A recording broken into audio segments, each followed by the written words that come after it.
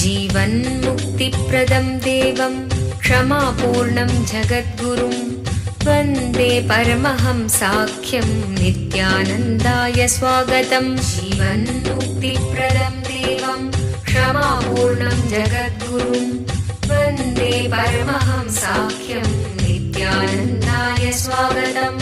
आनन्दानुभवास्वादं सर्वरोगनिवारकं वन्दे पापविनाशक्तं नित्यानन्दाय स्वागतम्।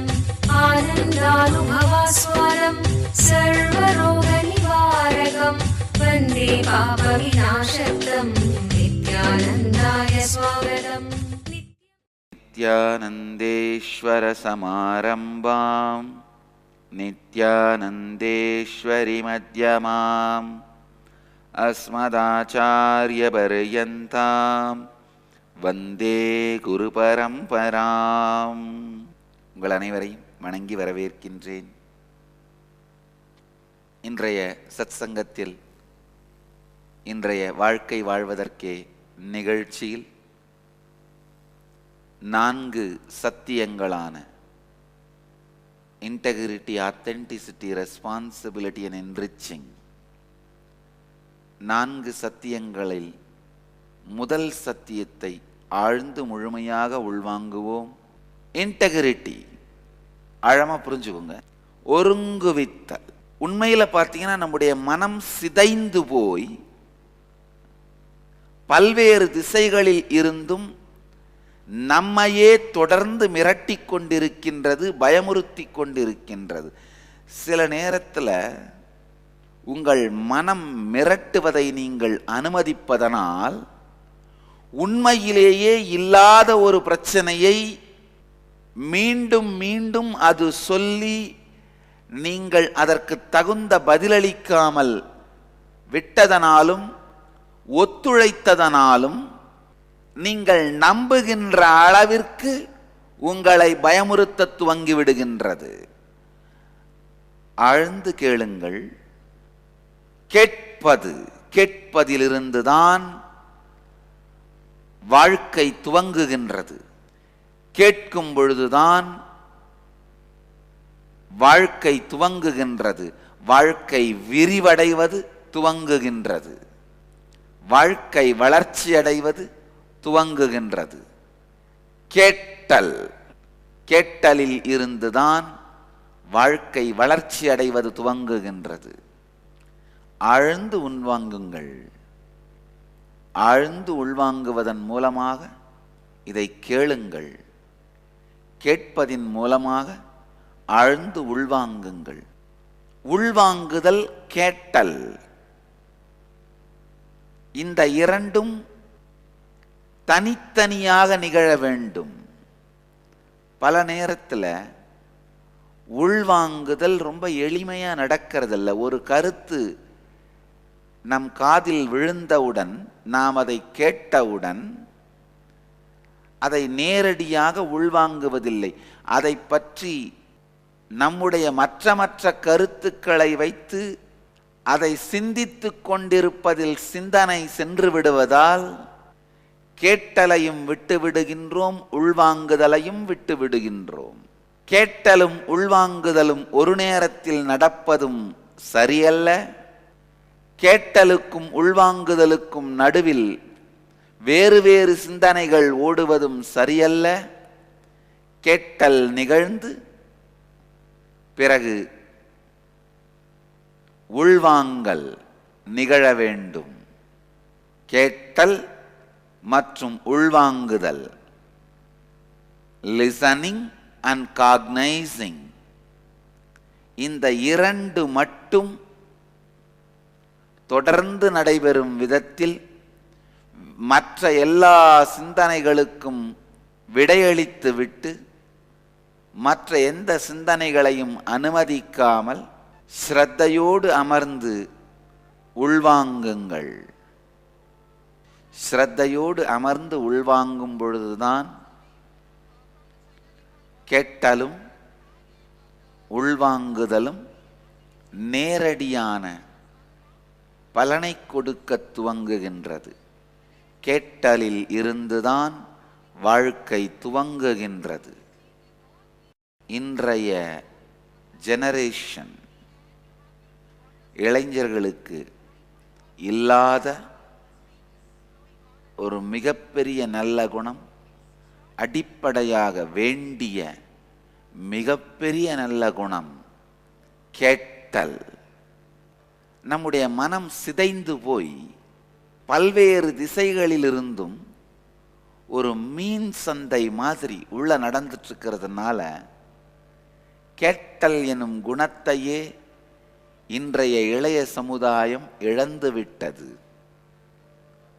துரதிர்ஷ்டவசமாக எல்லோரையும் தொடர்ந்து விமர்சிக்க கற்றுக்கொண்டதனால், விமர்சிப்பதனாலேயே நம்மை மிகப்பெரிய மனிதராக காட்டிக்கொள்ள முயற்சிப்பதனால், விமர்சிப்பதனாலேயே நம்மை புத்திசாலி என்று காட்டிக்கொள்வதாலும், விமர்சித்தால் மட்டும்தான் நமக்கு முக்கியத்துவம் கிடைக்கின்றது என்பதனாலும்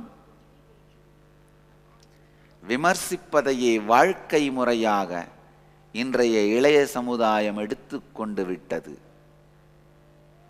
ஒரு சின்ன கதை. ஒரு கிராமத்தில்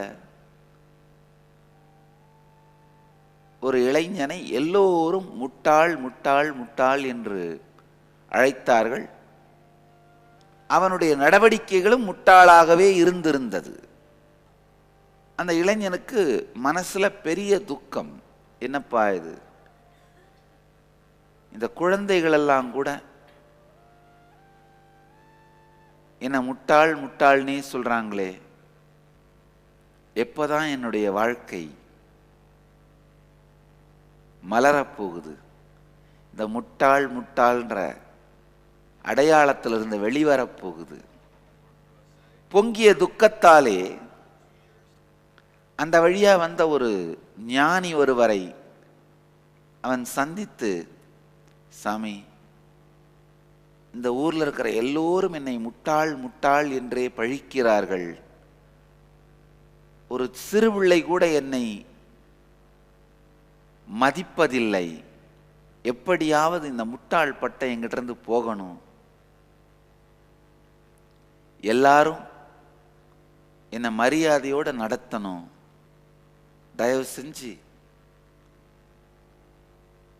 எப்படியாவது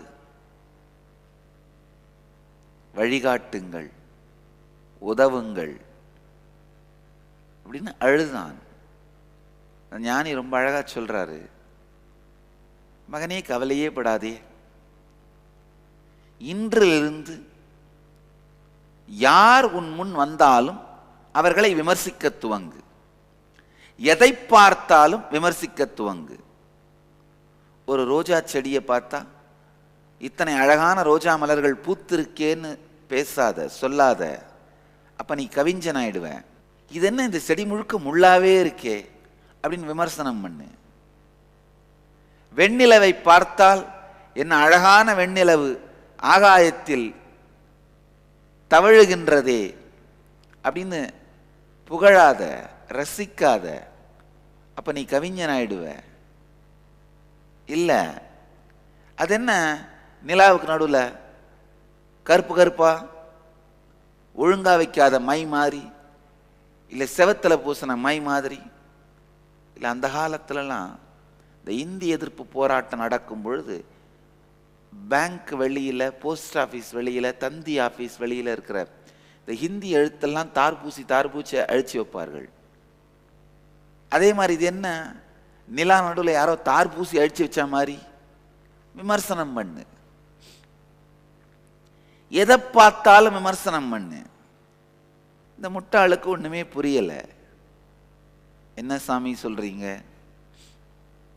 ஏற்கனவே என்னை யாரும் மதிக்க மாட்டாங்க, நான் தொடர்ந்து விமர்சனம் பண்ணேன்னா என்னைய மக்கள் அடிக்க ஆரம்பிச்சிட மாட்டாங்களா? அவர் சொல்றாரு, இல்லை, கிடையவே கிடையாது, நான் சொல்றதை மட்டும் செய் அப்படின்னு சொல்லிட்டு அங்க இந்த ஊரை விட்டு இந்த ஞானி போயிடுறார். இந்த முட்டாளும் நினைக்கிறான், எப்படியோ ஏற்கனவே என்னை யாரும் மதிக்கிறது இல்லை அப்போ இதை செஞ்சுத்தான் பார்ப்போமே, ட்ரை பண்ணித்தான் பார்ப்போமே. அன்றிலிருந்து கண்ணில் படுற எல்லாத்தையும் விமர்சனம் பண்ண ஆரம்பிச்சார். யாராவது வேட்டி கட்டிட்டு வந்தா, என்ன நீ பழைய பஞ்சாங்கம், இந்த காலத்தில் வேட்டி கட்டிட்டு வந்துட்டு இருக்கிற, அறிவில்லை. இல்லை ஒருவேளை யாராவது ஜீன்ஸ் போட்டுட்டு வந்தா, என்ன நம்ம பாரம்பரியம் கலாச்சாரம் இதெல்லாம் விட்டுட்டு இது என்ன ட்ரெஸ்ஸு, துவைக்கிறது இல்லை, அயன் பண்ண வேண்டியதில்லை, நாத்த அடிச்சுட்டு இது என்னையா ட்ரெஸ். யாராவது புட்டு வச்சுட்டு வந்தா, என்ன உனக்கு என்ன பெரிய பக்தன்னு நினைப்பா. இல்லை வெறும் நெத்தியோட வந்தா, இது என்ன வெறும் நெத்தியோட இருக்கிற, நம்முடைய பாரம்பரியங்களை மதிக்க வேணாமா. ஞானி சொன்ன மாதிரியே யார் கண்ணில் பட்டாலும் விமர்சிக்க துவங்கினான்.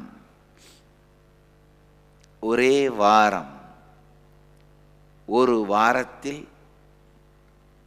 அந்த கிராமம் முழுக்கவும் அவனை மிகுந்த ஆச்சரியத்தோடு கவனித்தார்கள், ஆச்சரியத்தோடு பார்க்க துவங்கினார்கள். ஒரு மாதத்திற்குள் அவனுடைய முட்டாள் பட்டம் மறைந்து விட்டது.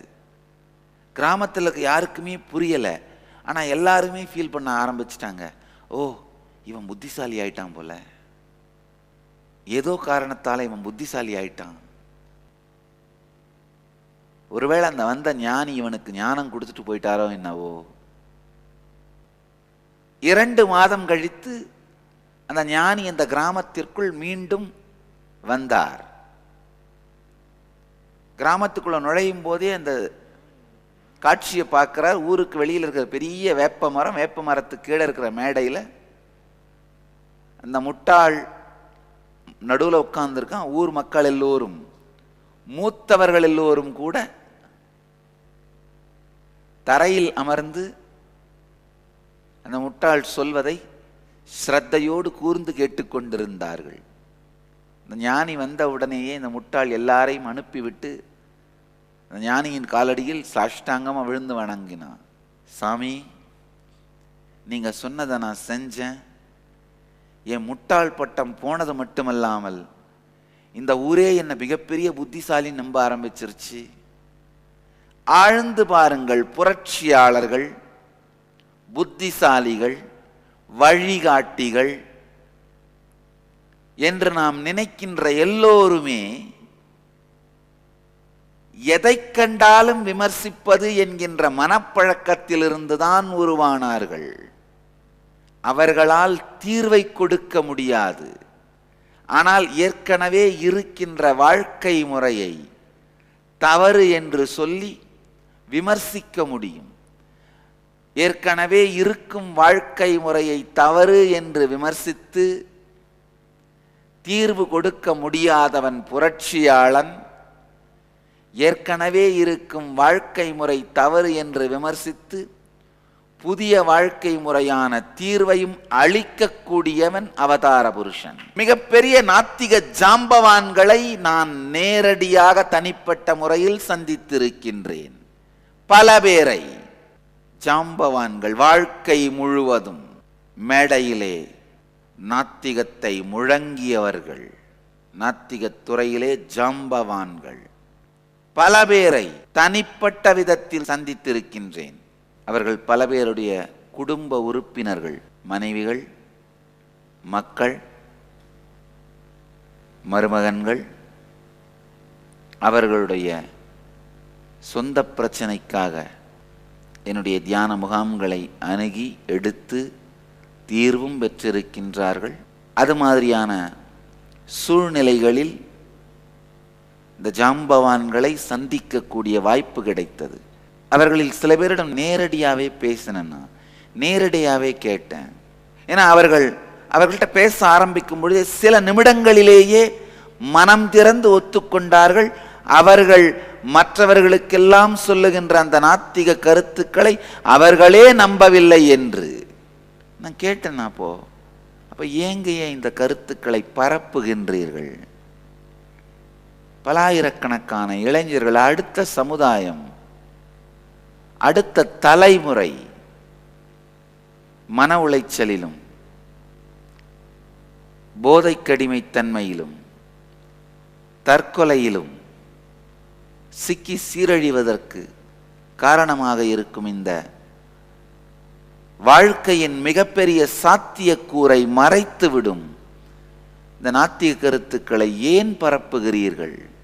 ஒரு மிகப்பெரிய நாத்திக ஜாம்பவான் என்கிட்ட ரொம்ப தெளிவா சொன்னார். சாமி, ஏதாவது ஒன்றை புதுசா நாங்க சொல்ல வேண்டிய தேவை அந்த காலத்துல இருந்தது.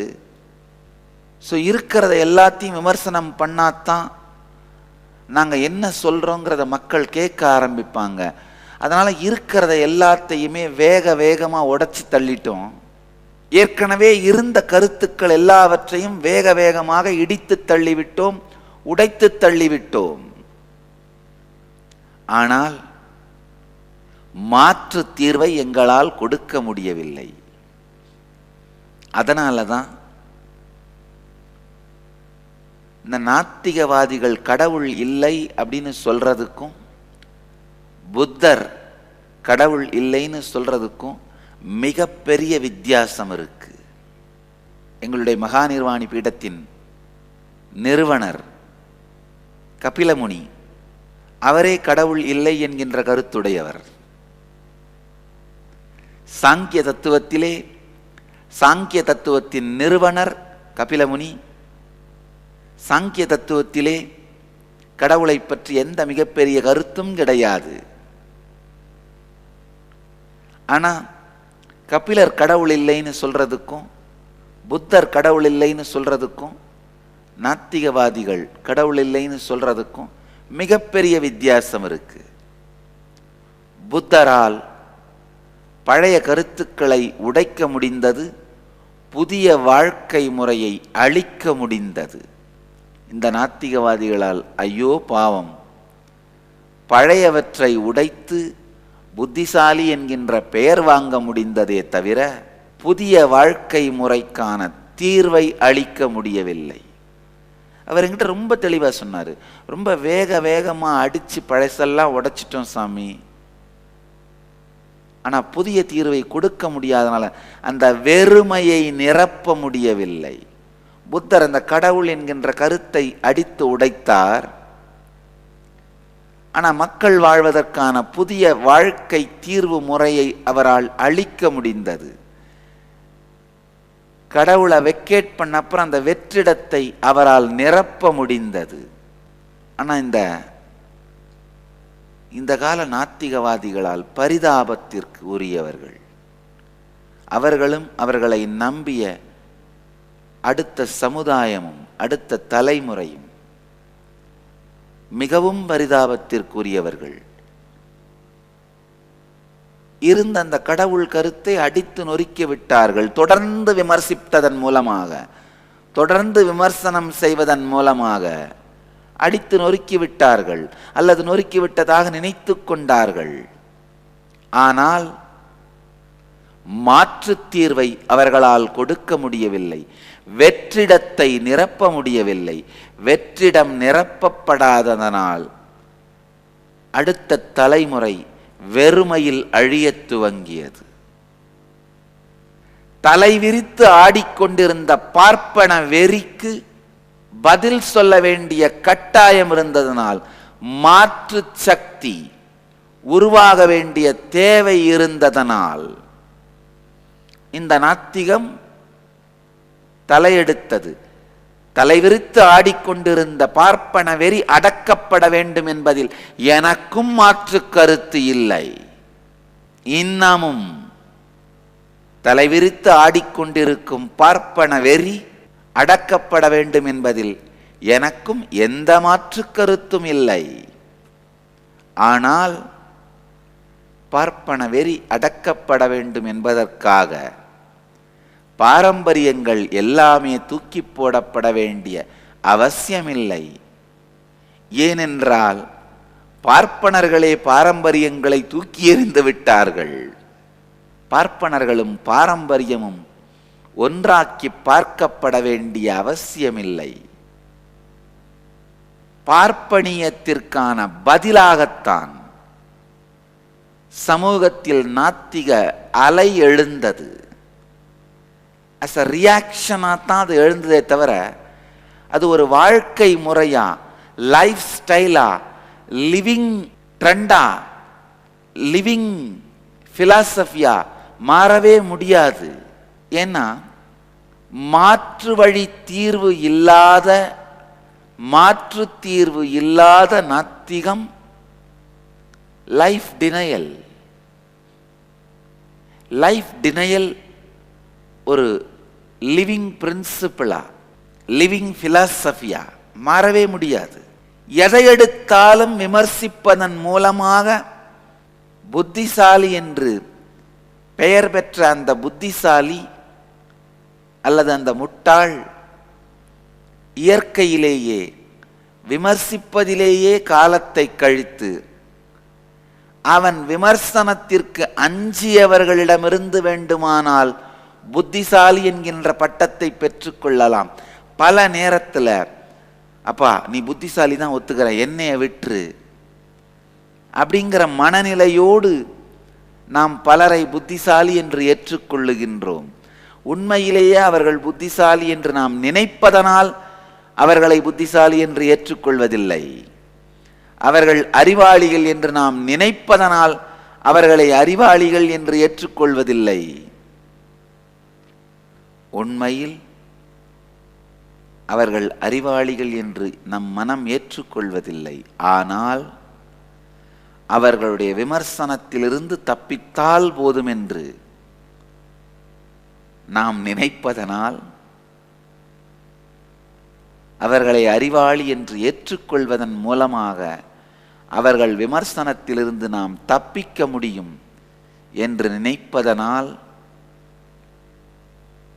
அவர்களை அறிவாளிகள் என்று பட்டம் கொடுத்து நம் வாழ்க்கையிலிருந்து அவர்களை ஒதுக்கி விடுகின்றோம். அவர்களிடமிருந்து தப்பித்துக் கொள்ளுகின்றோம்.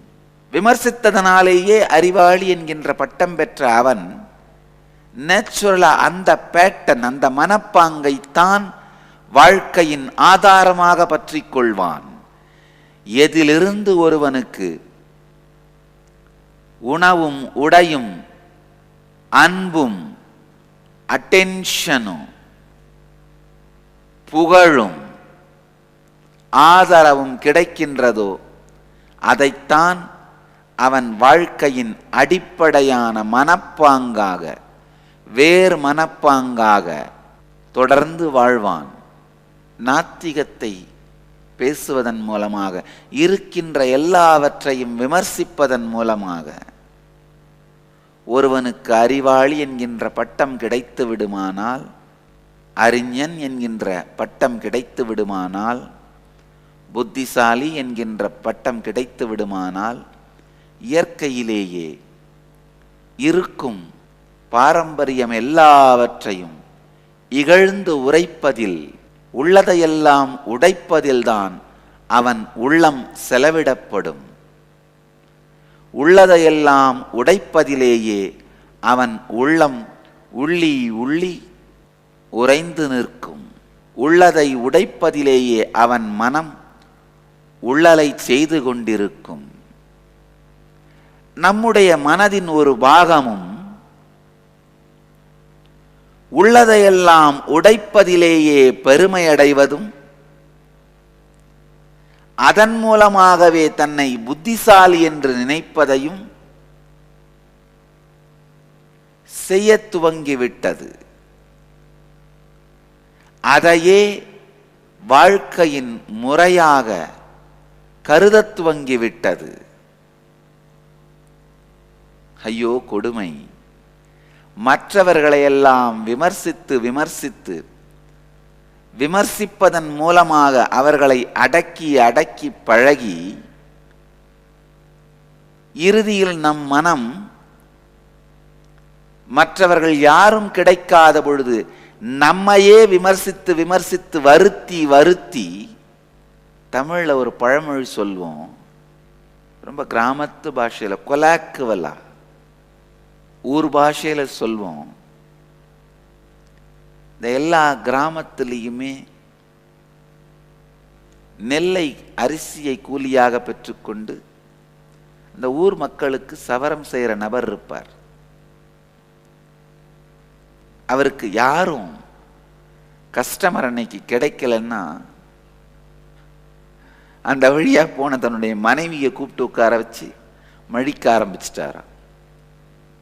அதே மாதிரி தான் மற்றவர்களை விமர்சிப்பது என்கின்ற கத்தியை தீட்டி வைத்துக் கொண்டிருக்கின்ற நாம் எல்லோரையும் விமர்சித்துக் கொண்டே இருப்பது, ஒருவேளை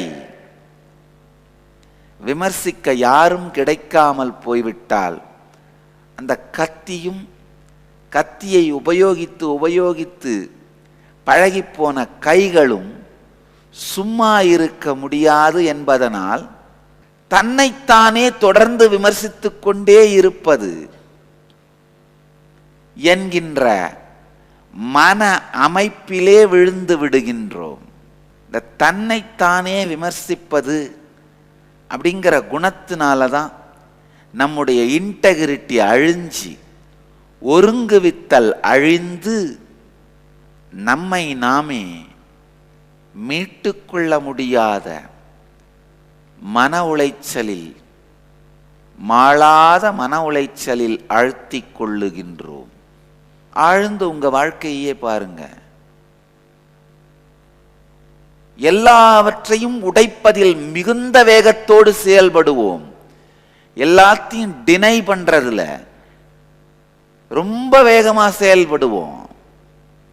ஆனா மாற்று தீர்வை கண்டுபிடிப்பதில் நம் மனம் மழுங்கி போன கத்தியை போல இருக்கும்.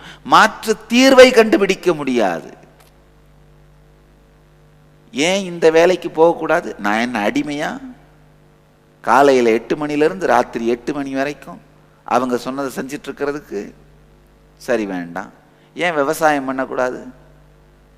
நான் என்ன பாமரனா, படிக்காதவனா? இன்னும் ஏர் பிடிச்சி ஓட்டிகிட்டு இருக்கிறதுக்கு விளைய வைக்கணும், எடுத்துகிட்டு போய் மார்க்கெட்டில் போடணும், அந்த வியாபாரி விருப்பப்படுற விலையை கொடுத்து நான் அதை வாங்கணும். நான் என்ன கையால் ஆகாதவனா?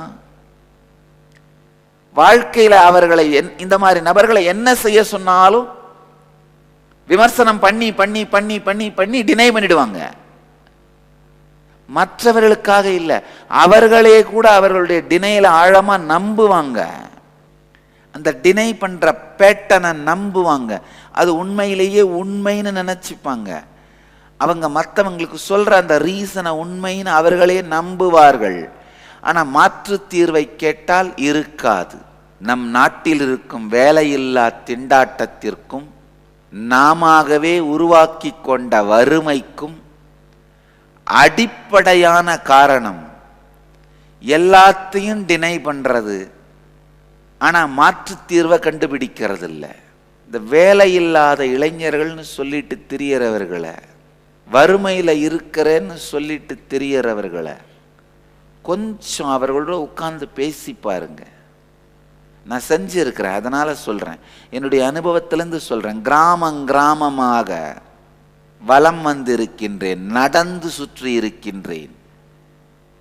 கிராமமாக சென்று நடந்து யாத்திரை செய்து அவர்களோடு கலந்து பழகி வாழ்ந்து அவர்கள் அன்றாட வாழ்க்கை, மன அமைப்பு அத்துணையையும் தரவ ஸ்டடி பண்ணியிருக்கேன். அதனால சொல்றேன், தயவு செய்து புரிந்து கொள்ளுங்கள்.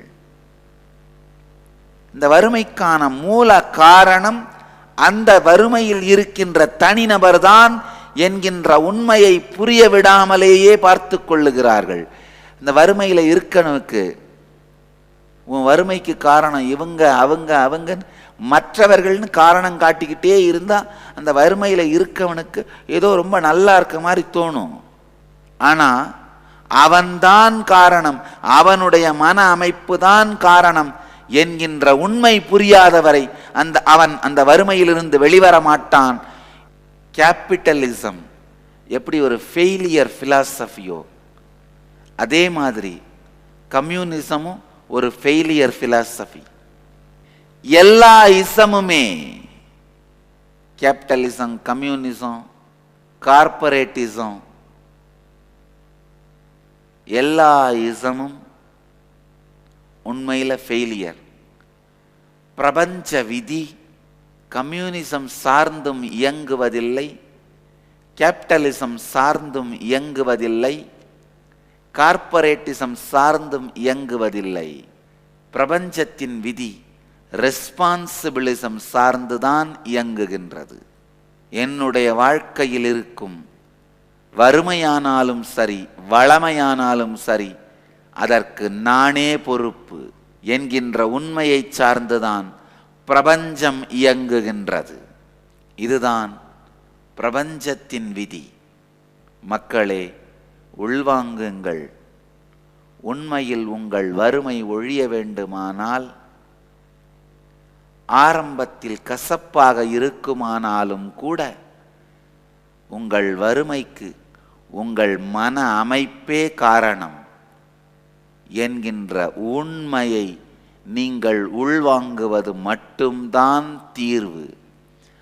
தொடர்ந்து எல்லாத்தையும் டினை பண்ணிக்கிட்டே இருக்கிறது, ஆனால் மாற்று தீர்வை கண்டுபிடிப்பதே இல்லை என்கின்ற மன அமைப்புத்தான் உங்கள் வறுமைக்கு காரணம், உங்கள் வளமையின்மைக்கு காரணம்.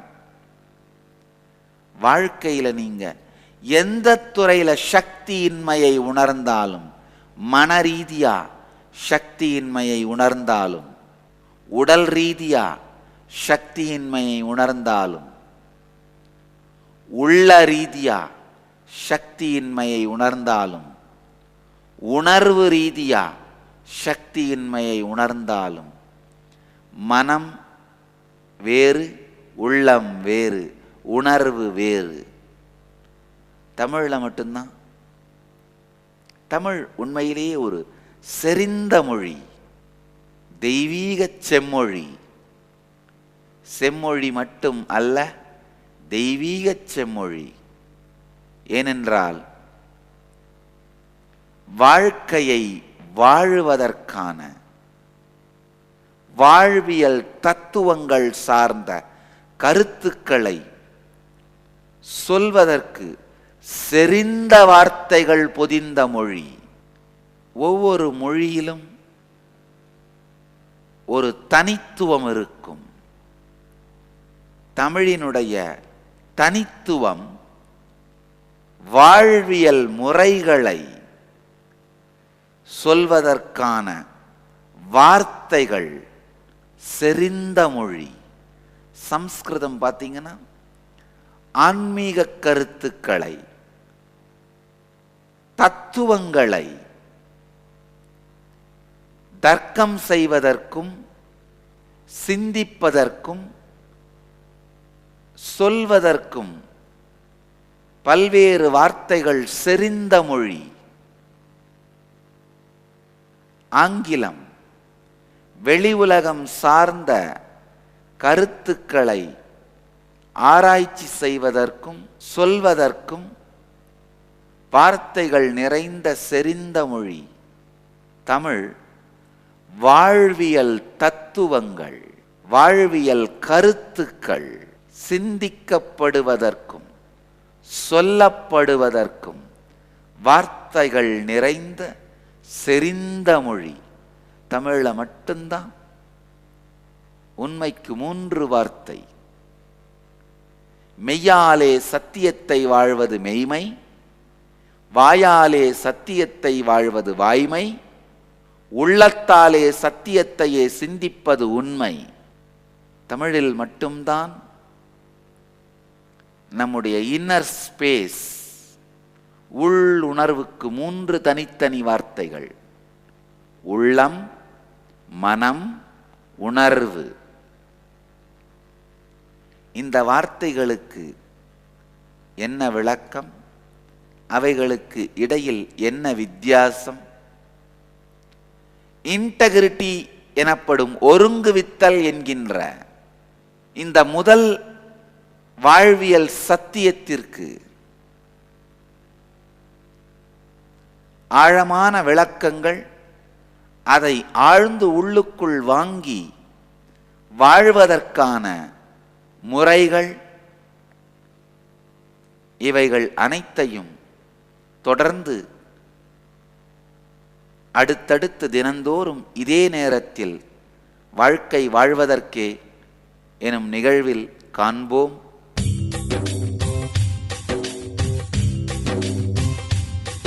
ஜீவன் முக்தி பிரதம் தேவம். பரமஹம்ச நித்யானந்தர் ஓர் வாழும் அவதார புருஷர். பிறப்பிலிருந்தே ஞான சக்தியை வெளிப்படுத்திய பிறவி யோகி. தமிழ், ஆங்கிலம், Telugu, Kannada, Malayalam, Hindi, Sanskrit, Gujarati, Oriya, Bengali, Marathi, French, Malay, Braille, Hebrew, Slovak, Croatian, Polish, Portuguese, Italy, German, Danish, Spanish, ரஷ்ய மொழி, சீன மொழி போன்ற 26 சர்வதேச மொழிகளில் 500க்கும் மேற்பட்ட புத்தகங்களை அருளியிருக்கும் அரிய எழுத்தாளர்.